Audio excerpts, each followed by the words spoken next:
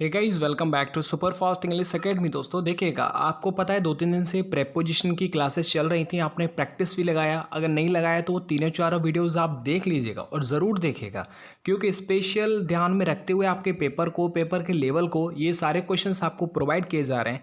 आपने बोला सर थोड़ा सा मिक्स वाले क्वेश्चंस आप करवा दीजिएगा एक दिन, क्योंकि 2-3 दिन से हम कंटिन्यू प्रेपोजिशन कर रहे हैं। तो देखिए, आज मैंने मिक्स ले लिए और अब इसमें आपको पता चल जाएगा कि आप कहाँ पर स्टैंड हैं, और जो नए हैं उन्हें आप याद कर लीजिएगा। यदि आप नए तो प्लीज़ चैनल को सब्सक्राइब कर लीजिएगा। और यस्टरडे जो आपने सॉन्ग सुना था उसके लिए आप सबका बहुत बहुत शुक्रिया। और उसकी कमेंट को देख कर के ये लग रहा था कि आप बहुत अपने पास्ट मेमोरीज़ को आप याद कर रहे हैं। Thank you so much. देखिएगा, सबसे पहला क्वेश्चन है कि my friend will not come to attend this marriage unless he is not invited. देखिएगा, ये बहुत सिंपल है, कुछ ज़्यादा डिफ़िकल्ट नहीं है, कर सकते हैं आप आराम से। ये देखिए आप, तो ये देखो, मैंने कई बार आपको बताया था कि जब भी कभी अनलेस वगैरह ऐसा कुछ आपको दिख जाए तो सबसे पहले आपकी नज़र वहीं जाना चाहिए, क्योंकि देखो अनलेस जो होता है वो एक इसमें ऑलरेडी नेगेटिव छुपा होता है। तो आप इसके जस्ट आगे जब सेंटेंस को बढ़ाएंगे तो उसमें आप नॉट नहीं लगा सकते, तो इसलिए यहाँ पर नॉट नहीं आएगा। ठीक है, ये चीज़ आपको याद होगा ना, क्योंकि अनलेस का मतलब क्या होता है, यदि नहीं, यानी इफ़ नॉट। और अनलेस की प्रॉपर्टी होता है, इसमें अनलेस के साथ ही नॉट लगा होता है। और नेगेटिव वर्ड इसमें एक्स्ट्रा आप इस्तेमाल नहीं कर सकते, मतलब दो बार नेगेटिव इस्तेमाल नहीं होता है। तो बस एक ही कंक्लूजन निकला इससे कि अनलेस के साथ नेगेटिव नहीं आता। और फिलहाल में आपके सी वाले में गलती हो जाएगा। तो आप मुझे कमेंट करके ज़रूर बताइएगा कि यानी कि 20 में से आपके कितने क्वेश्चंस आपने सही किए। और प्रेपोजिशन में तो यार सच में आपका लाजवाब स्कोर रहा था। किसी का 28, 30 या फिर किसी का 30 आउट ऑफ 30। ये रियली बहुत अच्छा स्कोर था। आगे देखिएगा, the media play a vital role in popularising a brand. तो देखो यहाँ पर जी ये सेंटेंस हो सकता है आपको नया लगे। देखिएगा, the media play, okay, the media play a vital role in popularising in brand, एकदम सही है। क्योंकि देखो इनके कोई प्रेपोजिशन है, इसके बाद वर्ब आएगा तो वो आईएनजी के साथ आएगा। द मीडिया प्लूरल को शो कर रहा है, इसीलिए यहाँ पर प्ले आ गया। अ वाइटल रोल, ठीक है, इसमें कोई भी गलती नहीं है। आगे देखिएगा, अच्छा देखिएगा, जो भी आपको नया लगे उसे आप नोट करते जाइएगा। आगे देखिएगा, एयरफोर्स नेवी इन सब के लिए है ये, और सिलेक्टेड क्वेश्चंस की सीरीज है। This is the second communication we have sent and we are much surprised at receiving no answer. अब इस सेंटेंस में क्या आपको कोई गलती नज़र आ रही है क्या? जल्दी से बताइएगा, कोई गलती नज़र आ रही है क्या? देखो, इस वाले में कोई भी गलती नहीं है। ठीक है, इस वाले में कोई गलती नहीं है, मतलब नो एरर आ जाएगा। ये पूरा का पूरा एकदम सही है। और एक और चीज़ देखो, सेकंड फर्स्ट इस तरह से गिनती आती है तो उससे पहले आप दा लगाते हैं। अच्छा, एक और चीज़ देखिएगा, कभी भी हैजैव आ जाए तो उसके बाद थर्ड फॉर्म लगाते हैं। अंडरस्टैंड? एंड ये वी आर सरप्राइज्ड, ये एडजेक्टिव है मच के बाद। अच्छा देखो, इस वाले में मैं आपको बता दूं, कुछ बच्चे सोच रहे होंगे कि सर ये तो मीडिया ऐसा लग रहा है सिंगुलर। नहीं, देखो मीडियम, और मीडियम का प्लूरल होता है मीडिया, और जब ये प्लूरल हो गया तो इसीलिए तो यहाँ पर प्ले आया। समझ रहे हैं आप मेरी बात को? अगर ये सिंगुलर होता तो प्लेज आता, तो इसलिए ये भी थोड़ा थोड़ा आप याद रखिएगा, गलती नहीं होना चाहिए। आगे देखिएगा, प्रोफेसर लाई टीचेज। देखो, इस तरह के जो सेंटेंसेस है ना, उनमें आपका नॉलेज देखा जाता है कि आपका नॉलेज कहाँ पर है। ठीक है, तो देखिएगा, प्रोफेसर लाई, पूरा नाम है professor Lai, teaches both history as well as literature each semester. क्या इस सेंटेंस में आपको कोई गलती नज़र आ रही है? देखिए, मुझको तो भाई गलती नज़र आ रही है, अब आपको नज़र आ रही नहीं आ रही, ये एक अलग विषय है। ये देखिए, ये सेंटेंस एकदम सज गया है। और देखो, मैं आपको बता दूं कि एज वेल एज के साथ आपको पता है एंड का यूज़ होता है ना, आता है नहीं आता? दूसरी बात देखो, यहाँ पर आप देखिएगा, यानी बोथ है, और बोथ का कोरिलेटिव जो होता है वो एंड होता है। और एज वेल एज के साथ भी क्या होता है, एंड का यूज़ हुआ क्या। तो इसलिए यहाँ पर क्या हो जाएगा कि बी वाले पार्ट में क्या हो जाएगा, एरर हो जाएगा, क्योंकि बोथ के साथ साथ एंड चलता है, ना कि एज वेल एज।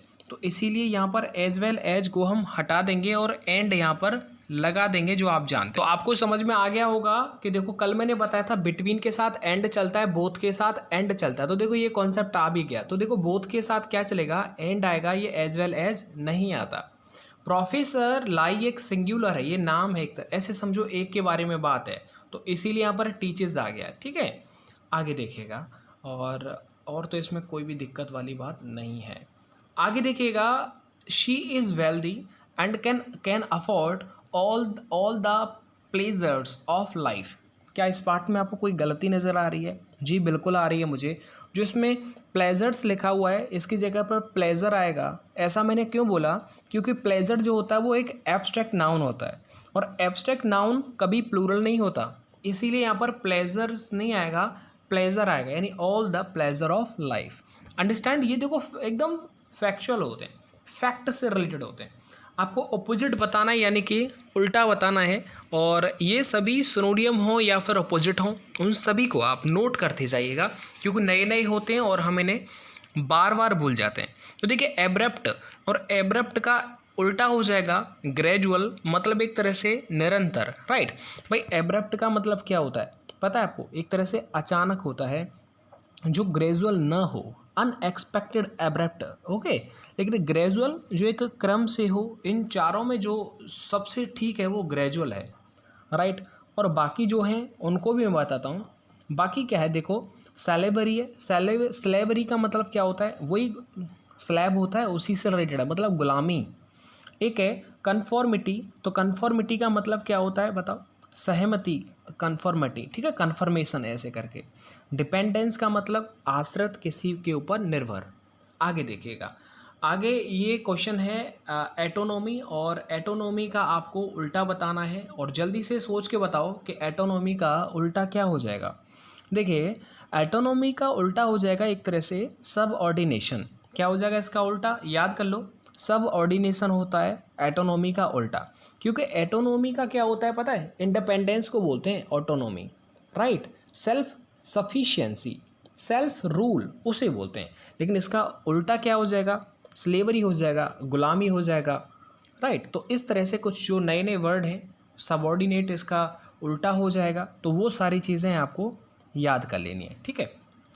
आगे देखिएगा, आगे है एक्सेलरेट करना। अच्छा, एक्सेलरेट का मतलब क्या होता है? देखो एक्सेलरेट का मतलब होता है तेज करना, कहना एक्सीलेटर, एक्सीलेटर और बढ़ा दे, तो वही होता है एक्सेलरेट, मतलब गो फास्टर, स्पीड को अप कर देना, hasten, right, it is called accelerate.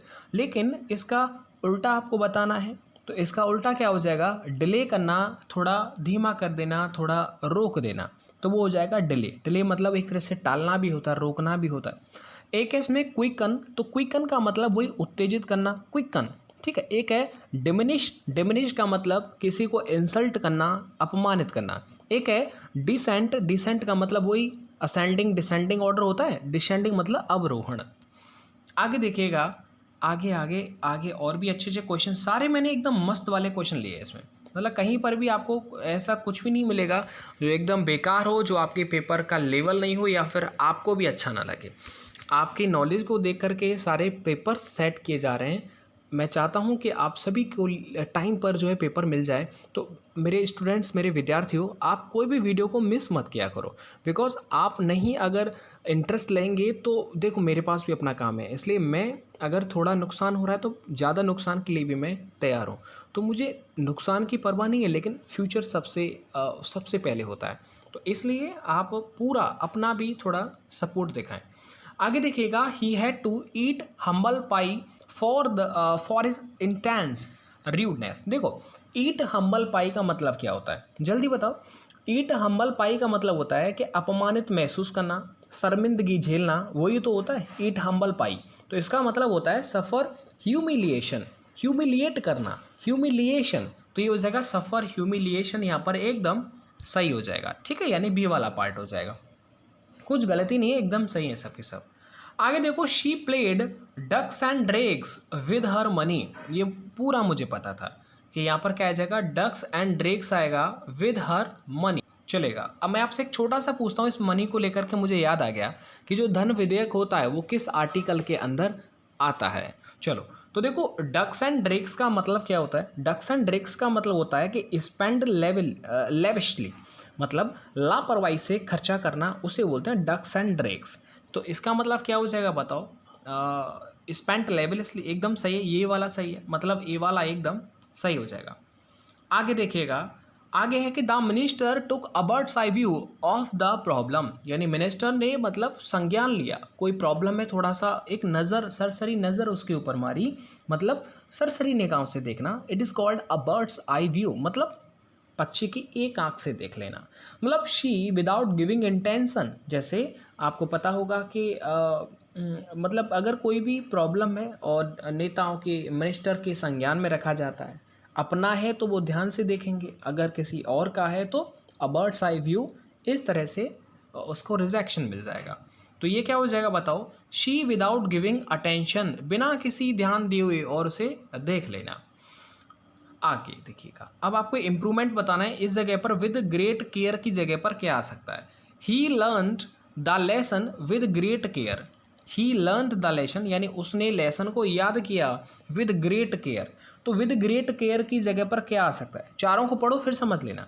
तो यहाँ पर देखो केयरफुली यहाँ पर एकदम सही बन रहा है। ऐसा क्यों बोला, मतलब उसने बड़े ही ध्यानपूर्वक तरीके से उसने चैप्टर को लर्न किया। अब चैप्टर की बात किया रहे, थोड़ा सा मैं एक शब्द जोड़ दूंगा कि आप जो भी पढ़ते हैं उसका प्रैक्टिस आप ज़रूर किया करें, राइट। क्योंकि देखो कंटेंट आपको हर जगह मिल जाएगा, लेकिन प्रैक्टिस के लिए क्लासेस इतनी ज़्यादा नहीं होती हैं, इसलिए प्रैक्टिस सबसे ज़्यादा इम्पोर्टेंट है। एक और बात, आप जैसे मेरी प्लेलिस्ट है ना, उसमें कितनी होंगी, 150, 250, 300 वीडियोज़ होंगी। अगर टाइम निकले तो आप रेगुलर, मतलब 3-4 रेगुलर वीडियो देखिएगा, 3-4-5 रेगुलर, और अंग्रेजी ये समझ लीजिए काफ़ी हद तक अच्छी हो जाएगा। आप उस लाइव जो भी प्लेलिस्ट है उसको आप सेव कर लीजिएगा लाइब्रेरी में अपने यूट्यूब में ही, और रेगुलर देखिएगा, ताकि आपका जो माइंड है जो डिस्ट्रैक्ट होता है, क्योंकि यूट्यूब जैसे हम ओपन करते हैं और देखा तो बहुत सारी क्लासेस, बहुत सारे अलग अलग चैनल्स मिलते हैं, तो हम परेशान रहते हैं कि क्या करें क्या ना करें। तो ऐसे में कोई भी हो जिससे आप स्टडी करते हैं, पढ़ते हैं, जिससे अब देखिएगा वो वीडियोस वही माल मसाला है जिससे आपके जो पहले वाले स्टूडेंट्स हैं जो एयरमैन बन गए, वही सब मसाला आपको दिया जा रहा है। इसलिए वही सब प्लेलिस्ट को आप सेव करें, बार बार देखते रहें। यहाँ पर देखिएगा विद ग्रेट, अच्छा मैंने केयरफुली, मैं बताता हूँ केयरफुली मैंने ऐसा यहाँ पर क्यों सिलेक्ट किया। आपको पता है लर्न जो है वो लर्न का मतलब लर्न का सेकंड फॉर्म होता है ना, लर्नड, LEARNT, लर्न वर्ब है ना। और आपको पता है इसका मीनिंग में क्या होता है, ऐड करने के लिए एडवर्ब लगाते हैं, क्योंकि इस वर्ब के बाद आपको पता है ना क्या हो जाएगा, एडवर्ब का इस्तेमाल किया जाता है। तो ऐसे में क्या होगा, केयरफुली एकदम सही तरीके से यहाँ पर एडवर्ब लग रही है, तो इसीलिए केयरफुली एकदम सही है। और केयरलेसली वही लापरवाही से युक्त होता है, ये तो इसका तो कोई भी मतलब यहाँ पर नहीं बन रहा है। तो आप जायज़ है चैप्टर को पढ़ेंगे तो केयरफुली तो पढ़ेंगे आप। आगे देखिएगा, आगे ये देखो काफ़ी अच्छा है, और ये आपको बताना है कि इंसिस्ट टू गो, यहाँ पर आपको इम्प्रूव करना है। He insisted to go with me. अब समझिएगा कि यहाँ पर क्या हो सकता है, देखो इस जगह पर आएगा he insisted that he should go with मी। ऐसा मैंने क्यों बोला वो आपको बताता हूँ, देखिएगा। That he should go with मी का यूज़ होगा, ऐसा क्यों बोला मैं बताता हूँ। ही इंसिस्टेड है ना, ही इंसिस्टेड एक ये पूर्ण वाक्य अपने आप में, और इंसिस्ट के साथ ऑन प्लस ING का यूज़ किया जाता है। तो ऐसा विकल्प किसी भी विकल्प में यहाँ पर कुछ दे नहीं रखा है कि इंसिस्ट के बाद कोई जीरन डालो, ऐसा तो नहीं है। इसका मतलब एक हम ये भी सोच सकते हैं कि सेकंड ऑप्शन ये भी हो सकता है कि एक पूर्ण वाक्य के बाद अगर कंजंक्शन का यूज़ किया जाता है तो दूसरा पूर्ण वाक्य का प्रयोग किया जाएगा। इस आधार पर हम एकदम हमने दूसरा पूरा का पूरा सेंटेंस ले लिया। तो अग्रीड विद पर्सन अथवा अग्रीड एट थिंग का प्रयोग यहाँ पर किया जा सकता है, और आपको पता है इंसिस्ट के साथ अपॉन का यूज़ नहीं होता है। तो फिलहाल में मैं ये कह सकता हूँ कि यहाँ पर जो बी वाला है वो एकदम सही है, ये तो एकदम होगा ही नहीं। आगे देखिएगा the university asked him to return back the funds allotted for the project. इस सेंटेंस में टू रिटर्न बैक की जगह पर क्या हो सकता है और क्या इसे हम इम्प्रूव कर सकते हैं वो आपको बताना है। देखिएगा ये क्या होता है, रिटर्न बैक का मतलब एक मैथमेटिकली मैं आपको तरीका बताता हूँ समझाने का। रिटर्न का मतलब होता है गिव बैक, मतलब वापस दे देना। तो रिटर्न बैक का मतलब क्या हो गया बताओ, गिव बैक हुआ ना। तो इसलिए मैं ये कह सकता हूँ कि रिटर्न के साथ बैक का यूज़ नहीं किया जाता, तो इसलिए मेरा ये एकदम सही है बी वाला, क्योंकि रिटर्न का मतलब ही वापस होना होता है, इसलिए हम बैक का इस्तेमाल नहीं करते हैं, राइट। जैसे इंटर, तो इंटर का मतलब ही अंदर जाना होता है, तो इसलिए हम यहाँ पर ऐसा कुछ करते हैं, ठीक है। प्रेपोजिशन मैंने कल आपको बता दिया था। चलेगा, आगे बढ़ जाइएगा। आगे और भी बहुत ही अच्छे क्वेश्चंस हैं, देखिएगा। अब क्या करना है, the hawk said that the pigeons and doves are meat birds. देखिएगा, मीट बर्ड्स की जगह पर कुछ आ सकता है क्या? देखिएगा, मैं आपको बता दूं, यहाँ पर एकदम मीक वर्ड्स आएगा, मीट नहीं मीक वर्ड्स आएगा। ऐसा क्यों बोला मैंने? क्योंकि मीक का मतलब निरीह होता है, राइट ना। मीक वर्ड्स का यूज़ यहाँ पर होगा, ऐसा क्यों बोला? देखिएगा, मीट वर्ड्स में मीट एक वर्ब है और नाउन के पहले वर्ब का प्रयोग नहीं किया जाता है, इसलिए मीट वर्ड्स का यूज़ तो नहीं हो सकता। आगे देखिएगा, वीक वर्ड्स में वीक एडजेक्टिव है, लेकिन अर्थ के आधार पर तो वीक वर्ड्स का इस्तेमाल कोई मतलब नहीं करता है, इसलिए मैं ये कह सकता हूँ कि यहाँ पर मीक वर्ड्स एकदम सही हो जाएगा। आगे देखिएगा, no one cared for the boy after his father died. क्या इस सेंटेंस में कोई आप परिवर्तन कर सकते हैं? चलिएगा, मैं आपको थोड़ा सा बताता हूँ। इस सेंटेंस को आप देखिएगा, अगर आपको कुछ समझ में आता है तो। मैं एक देख लेता हूँ, no one cared for the boy after his father died. मेरे दोस्तों, ये सेंटेंस ही गलत है, ठीक है, ये सेंटेंस ही बिल्कुल गलत है। अब मैं बताता हूँ ये गलत क्यों है। देखो, इसके ऑप्शन भी एकदम सही नहीं है। ऐसा मैंने क्यों बोला कि जब भी कभी बीच में अगर आफ्टर आ जाए तो आफ्टर से पहले पास्ट इंडेफिनिट आता है और आफ्टर के बाद पास्ट परफेक्ट आता है, यानी जिसमें हेड थर्ड फॉर्म आता है। तो यहाँ पर तो ऐसा इन चारों में भी कोई नहीं है जिसमें हेड थर्ड फॉर्म दे रखी हो, तो लेकिन हेड थर्ड फॉर्म आएगा ज़रूर, इसीलिए ये नो इम्प्रूवमेंट वाला ऑप्शन भी हम क्लिक नहीं कर सकते हैं, इसलिए ये सेंटेंस ही गलत है। अगर मैं इसे सही कर सकता हूँ तो ये कर सकता हूँ कि हेड है ना, हिज फादर हैड डाइड। इस तरह से मैं इस सेंटेंस को सही कर सकता हूँ। आगे देखिएगा, अब देखिएगा कुछ वन वर्ड है, ये आपको बताना है और कुछ याद कर लेना है। देखिएगा, a person who helps stranger और a person in difficulties is, यानी ऐसा व्यक्ति जो किसी अजनबी की मदद कर देता है और कोई परेशानी में हो तो भी उस व्यक्ति की मदद करता है, उस व्यक्ति को हम क्या बोलते हैं? जल्दी बताओ। अ गुड सैमेरिटन, मतलब सैमेरिटन बोलते हैं मुसीबत में मदद करने वाला, तो उसे बोलते हैं सैमेरिटन। मतलब क्या हो जाएगा इसका? सी वाला एकदम सही हो जाएगा। अंडरस्टैंड ना। आगे देखिएगा, आगे देखो, speech of great importance and gravity, मतलब ये देखो सब कुछ आया एकदम नया नया है, उसे बोलते हैं प्रभावशाली स्पीच देना, राइट, उसे बोलते हैं moments. Speech of great importance and gravity के साथ कोई स्पीच देना, इट इज़ कॉल्ड मोमेंटस। तो मोमेंटस वाला ए वाला एकदम सही हो जाएगा। मेडन तो पता होगा ना, अविवाहित कोई युवती होती है, मतलब एन अनमैरिड गर्ल और वुमन, या फिर अ वुमन और गर्ल हु इज़ वर्जन, तो अनमैरिड को बोलते हैं मेडन। अच्छा, चलिएगा आगे देख लीजिएगा। आगे है आपका अ प्लान्ड रूट ऑफ और जर्नी, मतलब कोई रूट है, रास्ता है जो प्लान कर लिया है पहले से, जर्नी है वो प्लान कर ली है, तो इस तरह से ये थोड़े थोड़े आपको याद करने। वो कहलाता है एंटीनेररी। तो एंटीनेररी का मतलब ही क्या होता है? तो देखिएगा, एंटीनेररी, इसमें स्पेलिंग देख लेता हूँ कौन सा सही है। ये देखिए, ये वाला सही है, ITINERARY। तो मतलब क्या होता है कि भ्रमणकारियों के लिए एकदम पथ प्रदर्शक पुस्तक, उसे बोलते हैं अ प्लान्ड रूट और जर्नी। आइसोलेट का मतलब क्या होता है पता है आपको? मतलब अलग थलग कर देना। आगे देखिएगा, अब इन चारों में से आपको सही बताना, और ये आप मुझे कमेंट करके बताइएगा कि ब्रॉडकास्ट की सही स्पेलिंग क्या होगी। और ब्रॉडकास्ट का तो वो ब्रॉडकास्टर का तो मतलब वही होता है ना, प्रसारक। जैसे कोई भी सीरियल या फिर कुछ भी टीवी पर प्रसारण किया जा रहा है, ब्रॉडकास्टिंग की जा रही है, तो ब्रॉडकास्टर की स्पेलिंग आप सभी को कमेंट करके बतानी है। और इससे पहले जो रेगुलर वीडियोज़ आ रही हैं उन्हें आप रेगुलर टाइम पर टाइम निकाल करके ज़रूर देखा करें। धन्यवाद।